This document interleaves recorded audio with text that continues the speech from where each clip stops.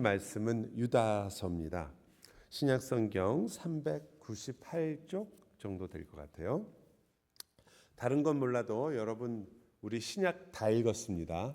요한계시록 남았거든요. 그러니까 올해 안에 요한계시록까지 다 끝나는 거예요.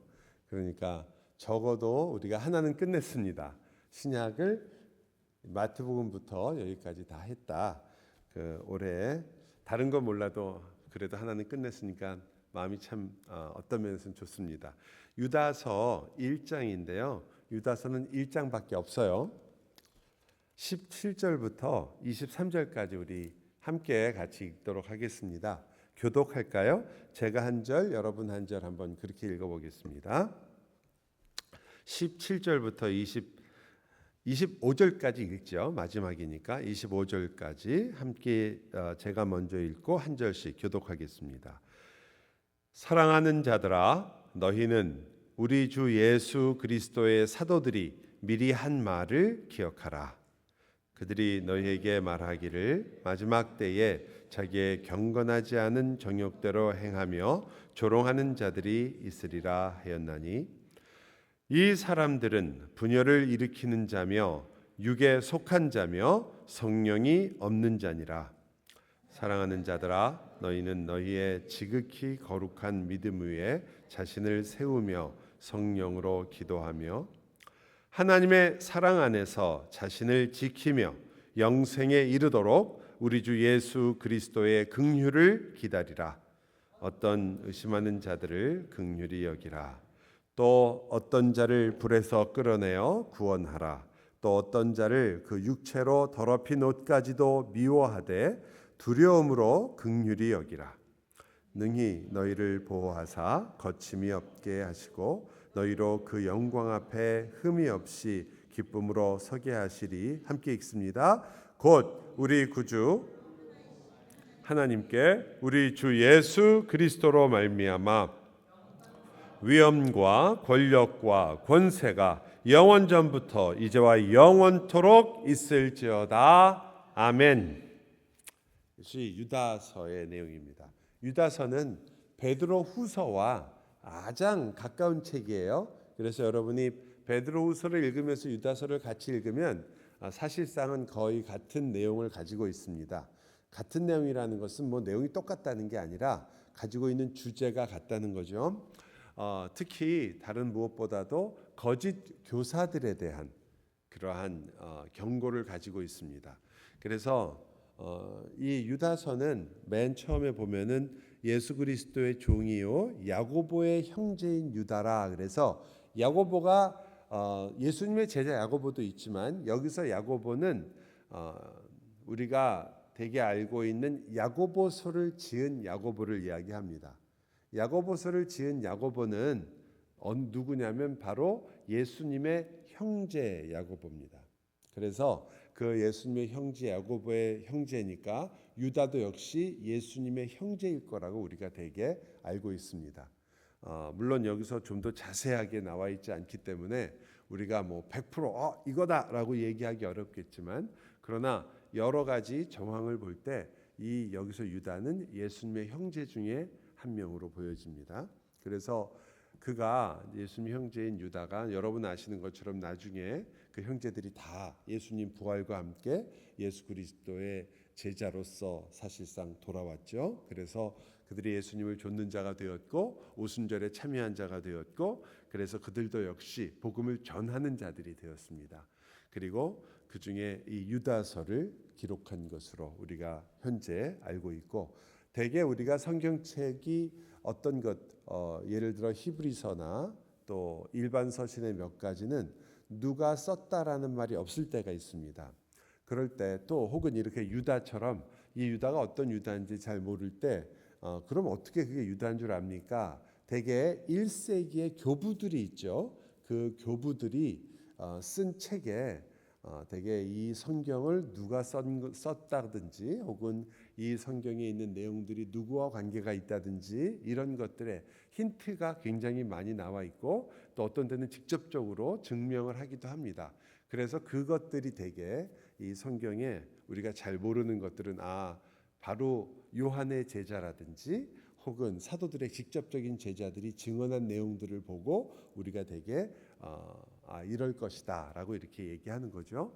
그 유다가 쓴 이 한 장밖에 안 되는 편지는 그래서 첫 번째 아까 말씀드린 것처럼 어디에 강조를 두고 있냐면 거짓 교사들에 대한 이야기입니다. 그러니까 4절에 보면 이렇게 나와요. 이는 가만히 들어온 사람 몇이 있음이라. 그들은 옛적부터 이 판결을 받기로 미리 기록된 자니 경건하지 아니하며 또 우리 하나님의 은혜를 도리어 방탕한 것으로 바꾸고 홀로 하나이신 주제 곧 우리 주 예수 그리스도를 부인하는 자니라 이렇게 얘기합니다. 이들은 기독교 공동체 안에 들어와 있었기 때문에 예수 그리스도를 부인한다라는 말을 여러분이 예수 그리스도를 부인한다 그러니까 예수를 믿지 않는 자다라고 생각할지 모르는데 그것은 아니에요. 왜냐하면 이 사람들은 성찬에도 참여를 했던 사람들입니다.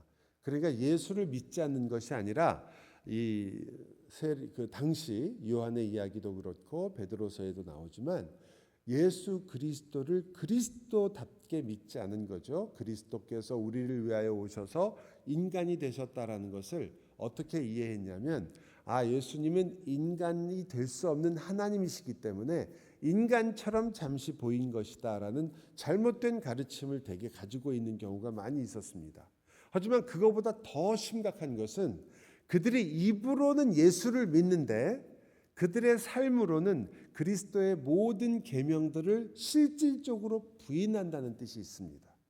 그래서 이들은 뒤에 나오면 주로 어떤 내용이 많이 나오냐면 은혜를 방탕한 것으로 바꾸어서 즉 예수 그리스도를 따른다고 하고 그리스도의 제자라고 말하면서도 그리스도의 삶을 전혀 따르지 않는 이것을 우리가 뭐라고 되게 이야기하냐면 무율법주의자라 이렇게 많이 얘기합니다. 유다서에서 나오는 이 거짓 교사들의 특징이 여러 가지가 있지만 그 중에 가장 큰 특징은 무율법주의자라는 뜻입니다. 이 무율법주의자라는 말은 율법을 아무런 소용이 없다고 생각해서 그 하나님의 법 자체를 부인하고 무시하는 사람들을 뜻합니다. 그 반대되는 것은 율법주의자죠. 그들은 율법을 지킴으로써 하나님 앞에 나아갈 수 있다고 믿는 것이고 또 한쪽은 우리는 은혜로 구원을 받았으니까 율법은 아무 소용이 없다. 하나님의 명령과 뜻은 우리는 아무렇게나 자유롭게 살면 된다. 우리는 모든 자유를 가졌으니까 자유로 살면 된다라고 하는 것을 되게 무율법주의라고 합니다. 둘은 서로 다른 것 같지만 결론적으로는 아주 유사합니다. 즉 하나님보다 자기 자신을 중심으로 해서 성경을 이해하고 자기가 원하는 대로 살려고 한다는 것. 율법주의자도 마찬가지고 무율법주의자도 마찬가지입니다. 자기 자신이 언제나 중심이 되는 거죠. 같은 문제가 두 가지로 나오는 것이 어쩌면 우리의 모습과도 비슷한 것 같아요. 그래서 여기서 유다가 우리들에게 주려고 하는 교훈은 제가 5가지 정도로 유다서 전체를 다 요약한 건 아니지만 우리가 읽은 본문을 가지고 5가지 이 교훈을 우리가 오늘 밤에 좀 생각해 보려고 합니다. 우선 가장 중요한 것은 여러분이 거짓 가르침에 어떻게 하면 속지 않을까? 거짓 가르침이라는 것 때문에 너무나 교회들이 많이 흔들렸다. 그래서 성경에서는 주로 이러한 거짓 가르침이나 거짓 교사들에 대해서 바울이 가장 많이 이야기하죠. 그래서 우리가 알고 있는 교리서들이 생겼습니다. 이미 로마서라든지 갈라디아서라든지 이런 것들은 편지지만 굉장히 많은 교리들을 포함하고 있죠. 우리가 대개 좁은 의미로 말하는 교리를 말하는 겁니다. 넓은 의미에서는 성경 전체가 다 교훈이고 교리이지만 그러나 좁은 의미에서 구원이란 뭐냐, 예수는 누구냐 이런 것들을 정리해서 우리들에게 전달하는 그 내용들이 이미 사도 시대부터 우리에게 주어졌습니다. 왜냐하면 거짓 교사들과 싸우는 가장 좋은 우리에게 주어지는 가장 좋은 도구는 바로 이것을 하나님의 말씀을 잘 정리해 놓은 것이기 때문입니다.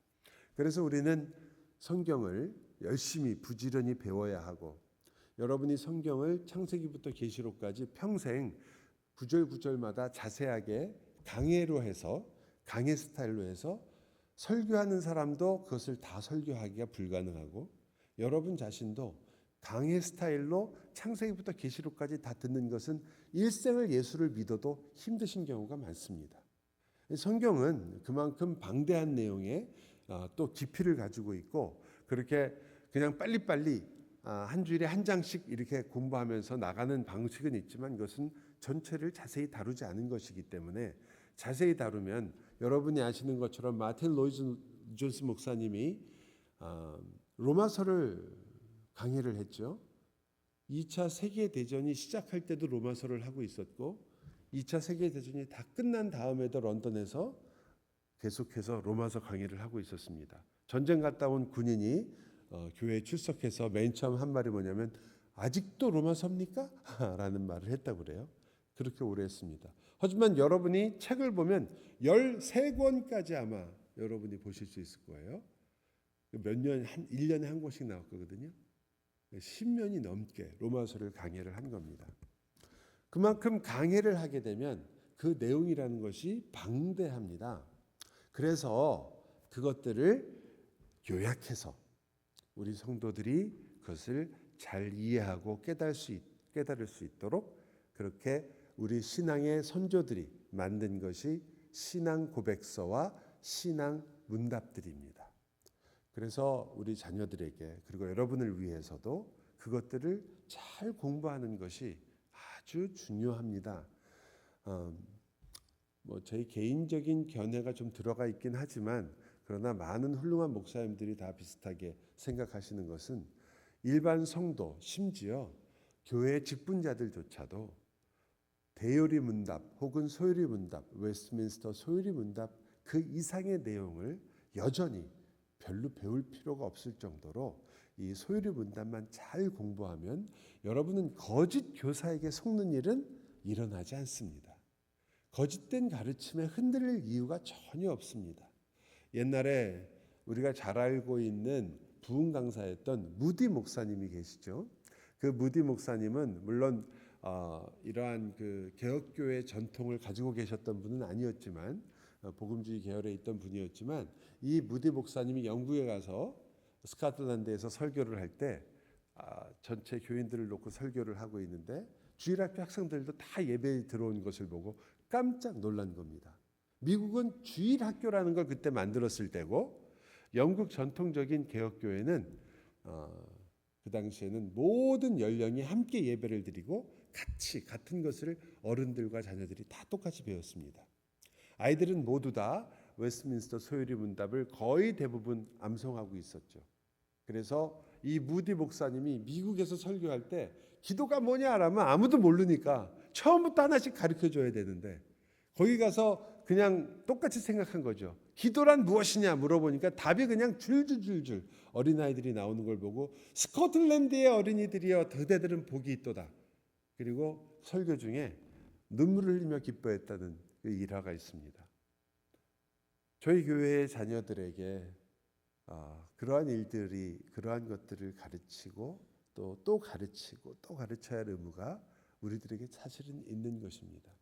근데 우리들조차도, 어른들조차도 그런 것들에 그렇게 익숙하지 않다면, 여러분이 성경을 많이 아는 것 같지만, 또 혹은 여러분이 복음을 잘 아는 것 같지만, 개혁주의다, 개혁교회라고 이렇게 얘기하지만, 그러나 사실은 진정한 정수를 잘 모르고 있는 경우가 대부분이 될 수 있습니다. 이것은 그냥 여러분이 집에서 읽으면서 공부하는 것도 좋지만, 그 안에 있는 깊은 의미들과 진정한 뜻을 함께 공부하는 것이 좋기 때문에, 여러분, 우리가 끊임없이 여러 번 하이델베르그 요리문답이라든지 혹은 웨스트민스터 요리문답을 계속해서 가정에서 공부하도록 그렇게 여러분에게 권고하고 또 권면하는 겁니다. 그렇게 길지도 않잖아요. 100여 개의 문제밖에 없습니다. 거기에 신앙의 정수들을 잘 요약해 놓은 거죠. 그러므로 여러분 성경 전체를 잘 요약한 것들을 잘 가지고 있어서 가장 베드로나 혹은 유다가 그렇게 우리에게 강조하는 거짓 교사들로 인하여 너희들이 흔들리는 것, 너희들이 무너지는 것, 너희의 신앙이 시험에 들고 어려워지는 것들을 막아야 한다. 그러니까 이 유다서의 가장 기본적인 바탕은 올바른 진리 위에 서야 된다는 거죠. 너희들이 올바른 진리를 알아야 한다. 진리를 명확하게 이해하고 그래서 하나님 말씀에 대해서 잘 알고 있어야 한다. 그 바탕 위에서 이제 하나씩 이야기를 합니다. 첫 번째는 성숙의 부분입니다. 성숙은 뭐라고 표현하냐면 거룩한 믿음 위에 너희를 세워야 한다. 그 믿음 위에 여러분이 점점 집처럼 지어져 가야 된다는 거죠.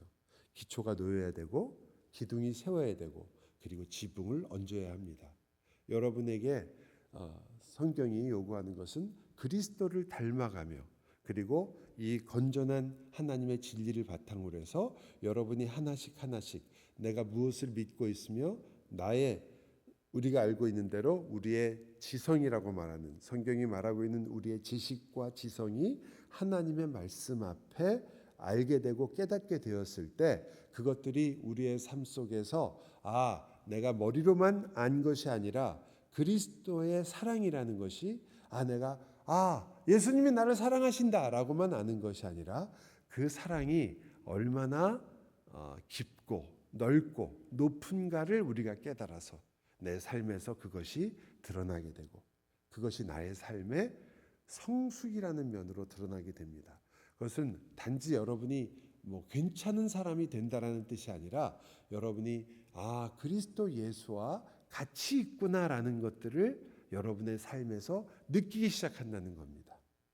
여러분과 저는 여전히 흔들리기 쉽고 여전히 부족하고 여전히 연약하지만 그러나 나는 나 자신이 연약하기 때문에 그리스도와 함께 있구나라는 것들을 깨닫고 알게 되어서 그리스도를 의뢰하게 된다는 거죠. 그래서 두 번째로는 의지하는 것, 성령으로 기도하라.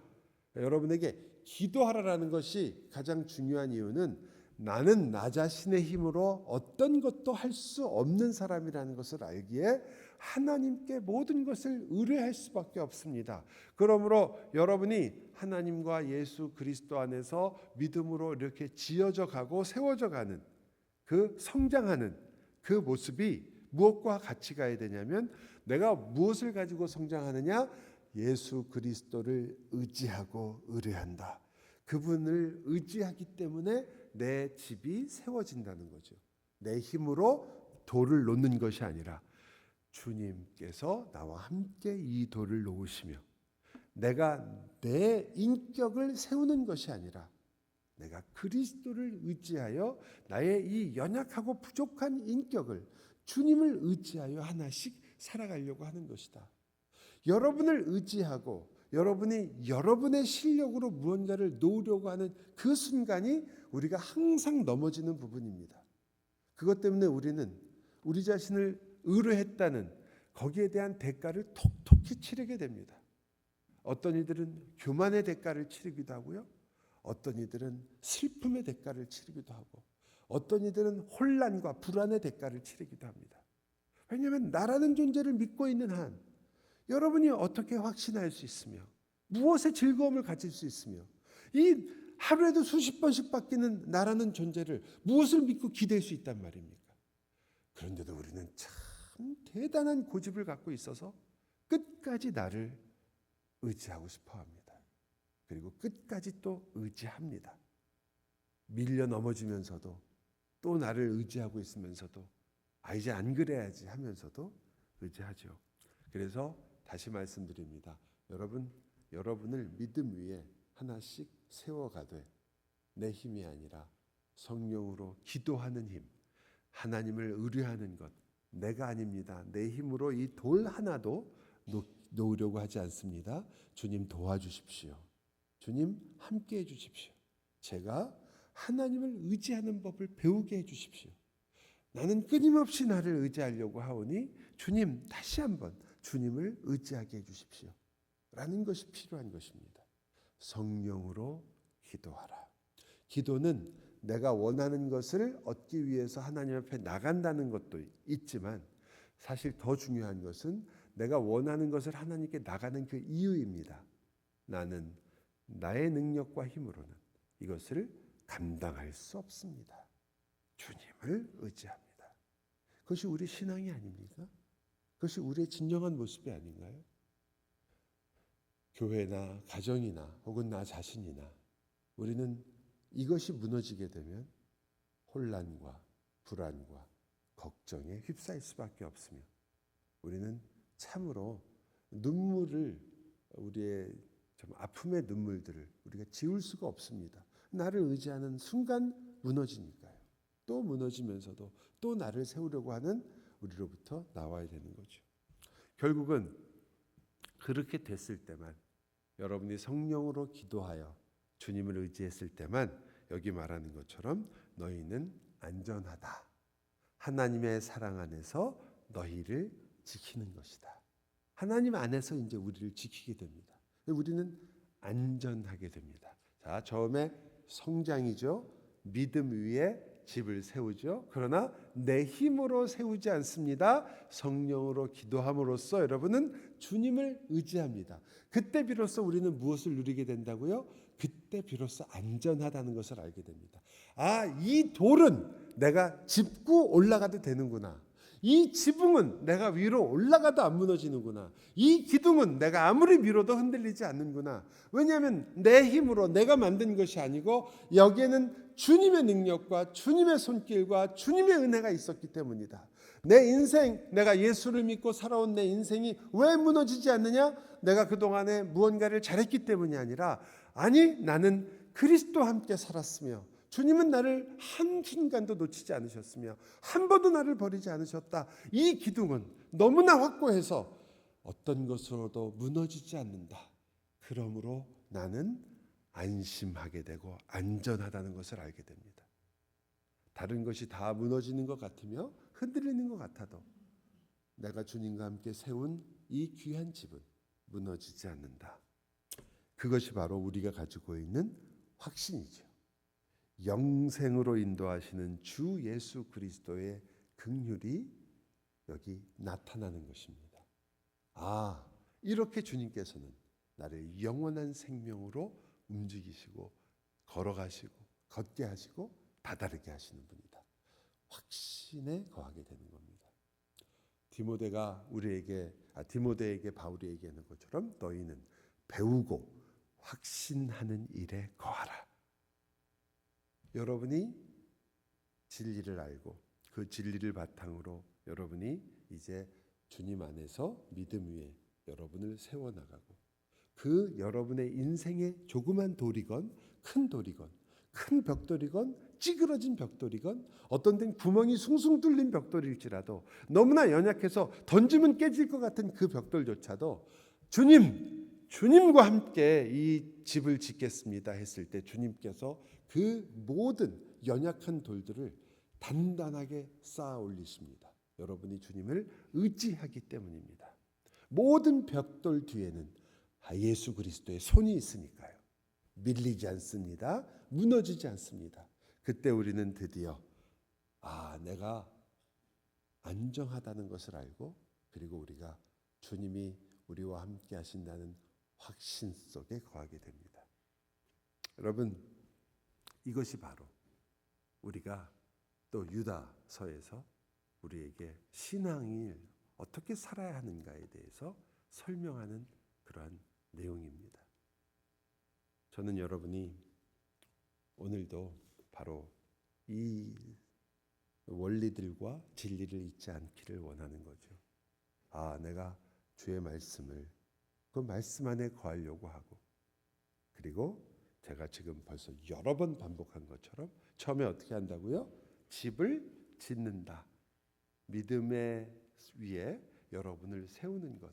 성장과 성숙을 말하죠. 근데 그게 누구 힘으로 된다고요? 내 힘이 아니라 예수 그리스도의 힘으로 그 벽돌들을 하나씩 놓습니다. 벽돌들은 너무 약해요. 어떤 때는 던지면 깨집니다. 그런데 그 벽돌들을 붙잡고 있는 손이 생긴 거죠.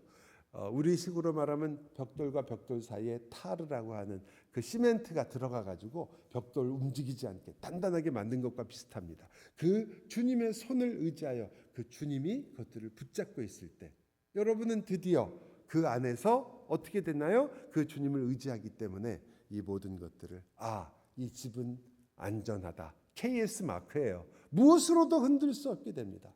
그때 여러분은 확신을 갖게 되는 거죠. 이 주님과 함께 사는 이 삶은 그 무엇으로도 흔들릴 수 없다. 여러분이 여기까지 오시면 오늘 있는 본문에 있는 것처럼 22절과 23절에는 그 당시에 있었던 거짓 교사들 때문에 흔들리고 힘들어하던 그러한 성도들을 보면서 뭐라고 얘기하냐면 저들을 긍휼히 여기라. 저들이 하나님의 은혜 속에 살고 있지만 이 위에 있는 원리들을 자꾸 잊어버리니까요. 자꾸 의심한단 말이죠. 흔들린단 말이죠. 왜? 그리스도를 의지하지 않고 자기 자신을 중심으로 해서 자기를 의지하니까. 그래서 어느 쪽으로 빠져요? 율법주의가 돼가지고 정말 하나님 앞에 교만한 자가 되고 또 무율법주의가 돼서 자유를 핑계로 삼아서 자기 마음대로 살아가는 모습을 보여주게 됩니다. 의심하는 자, 그러나 그들을 너희는 마음으로 어떻게 여기라고요? 긍휼히 여기라. 너희는 지금 단단하며 확신을 가지고 있다는 것으로 그들을 정죄하는 것이 아니라 그들을 긍휼히 여기라. 심지어는 이렇게 말합니다. 어떤 자를 불에서 끌어내어 구원하라. 어떤 자를 그 육체로 더럽힌 옷까지도 미워하되 두려움으로 긍휼히 여기라. 왜냐하면 그들은 복음이 필요한 사람들입니다. 많은 이들은 여러분이 그들을 정죄할 대상이 아니라 복음이 필요한 사람들이고 오히려 의심하는 자들에게는 혹은 정말 불 속에서 자기들이 지금 무엇을 하고 있는지 모르는 이들에게는 올바른 복음과 진리를 통하여 그들을 긍휼히 여기고 사랑해야 될 대상입니다. 여러분과 저는 교회 안에서 이 원리를 함께 가지고 있습니다. 어려운 일이죠. 왜냐하면 긍휼을 구하고 그리고 인내로서 그들을 기다리며 그들과 함께 이 길을 같이 걷는 일은 언제나 우리의 본성과는 맞지 않습니다. 우리는 그것보다는 결과를 원하며 그것보다는 훨씬 더 쉬운 길을 가기를 좋아합니다. 그리고 그것이 훨씬 더 어떤 때는 깔끔하고 깨끗하고 훌륭해 보이기도 합니다. 그러나 그것이 언제나 많은 경우에 옳을 때도 있지만 어떤 때는 옳지 않을 수 있습니다. 무엇이 빠지면요? 긍휼한 마음과 인내하는 사랑이 빠지면 우리가 빨리 일을 하든지 늦게 일을 하든지 혹은 우리가 힘들게 길을 걸어가든지 혹은 한 사람을 붙잡고 어렵지만 같이 그 길을 가고 있든지 어떤 길을 하든지 간에 그것에 사랑과 인내가 빠졌다면 우리는 그 일을 어떤 형태로든지 잘하고 있는 것은 아닌 거죠. 무엇이 옳은 것이냐? 문제를 해결하는 것이 옳은 것이냐? 혹은 어떤 답을 내는 것이 옳은 것이냐가 아니라 성경은 항상 여러분이 답을 내서 그 문제를 잘 해결해서 모든 것이 잘 되었다라는 것도 우리가 참 감사하고 기쁜 일이고 추구해야 될 것 중에 하나지만 진정한 것은 바로 우리가 사랑했느냐, 우리가 정말 긍휼히 여겼느냐, 우리가 정말 인내했느냐 이것을 물어볼 것입니다. 이 세상에서 우리가 겪는 어떤 문제도 심지어 그것이 교회건 가정이건 직장이건 어디서 여러분의 개인적인 문제건 그 문제가 여러분을 절대 죽이지 못합니다. 그것은 지나갈 일들입니다. 시간이 지나면 어떤 형태로든지 해결될 수밖에 없어요. 내가 죽든지 혹은 그 사람이 사라지든지 혹은 그 문제가 잊혀지든지 결국은 그 문제 때문에 무슨 어떤 결과가 나서 끝날 일들이에요. 그것들은 여러분 영원하게 가는 일들이 아닙니다. 아무리 지금 교회에서 아무리 심각하고 여러분의 가정에서 아무리 무서워서 이 남편과 아내 이 문제 우리가 어떻게 해결하나 아무리 심각하고 내 개인적인 문제 때문에 내가 흔들리고 내가 어쩔 수 없는 내 마음 때문에 고민하는 그 문제조차도 여러분의 직장과 내가 살아가는 매일매일 먹고 사는 문제도 중요한 일이고 그것을 해결하는 일이 나쁘다는 게 아니라 그것들을 우리가 해결하기 위해서 지혜를 내고 온 힘을 다하지만 궁극적으로 그 문제가 해결되어서 그게 풀려가는 게 여러분과 제가 끝까지 보려고 하는 것은 아닙니다. 그것은 결국 반드시 풀릴 거예요. 여러분 걱정하지 마세요. 시간이 지나면 대부분의 문제는 풀립니다. 못 풀리는 대로 우리의 죽음과 함께 끝납니다. 그러나 영원한 것이 거기 있습니다. 나는 그 길을 가는 동안 사랑했는지, 나는 긍휼을 베풀었는지, 나는 그리스도와 함께 인내했는지, 예수 그리스도의 고난에 함께 동참했는지, 그것은 영원히 남습니다. 그것은 무엇으로도 지워지지 않습니다. 그리스도와 함께 걸어간 그 길은 우리 인생에 영원히 남을 것들입니다.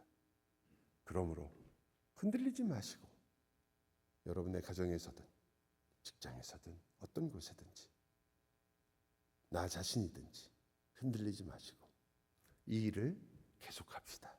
진리 위에 여러분을 세워나가는 그 벽돌 하나하나를 그리스도에게 의지하고 그렇게 함으로써 주여 내가 이렇게 안심할 수 있는 성령께서 거하시는 하나님의 성전이 되어갑니다.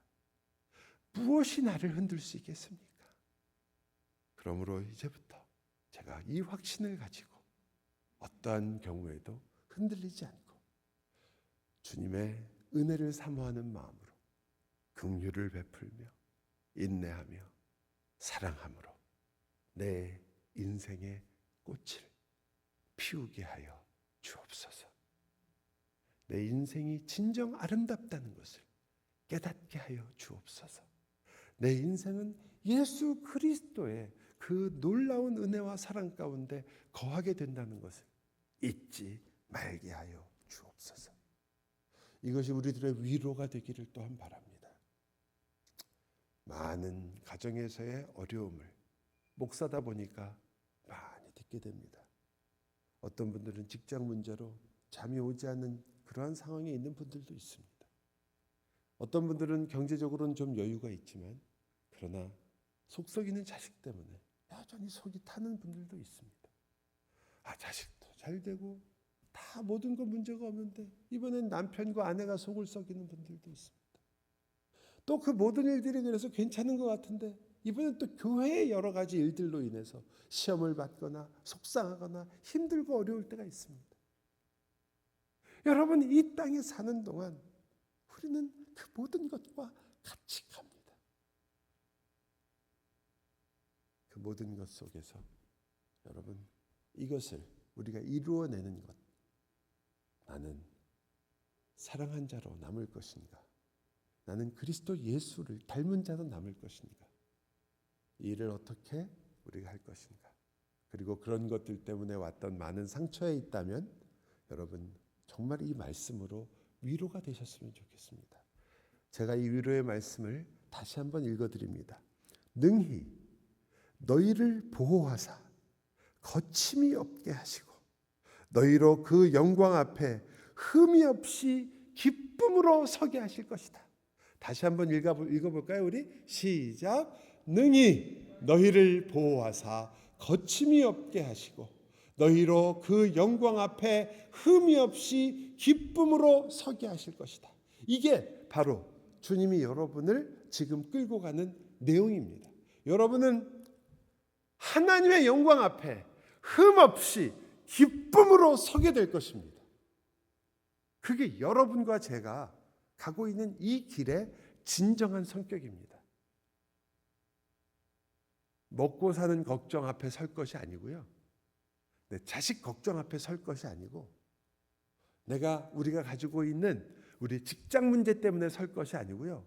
여러분의 병 때문에 하나님 앞에 설 것이 아니고 또 또 혹은 지금은 대단해 보이는 여러분의 가정 문제 그거 가지고 설 게 아니고 여러분이 가지고 있는 내 마음속에 있는 그 수많은 갈등과 걱정 그걸로 하나님 앞에 설 거 아니고요. 교회에서 여러분이 겪고 있는 여러 가지 문제와 아픔 그걸로 설 거 아니고요. 여기 그 앞에 흠없이 기쁨으로 우리를 서게 하실 그분이 능력이 있어서 우리를 보호하시고 거침이 없게 그 길을 반드시 이루어 가신다는 거기 우리가 서 있습니다.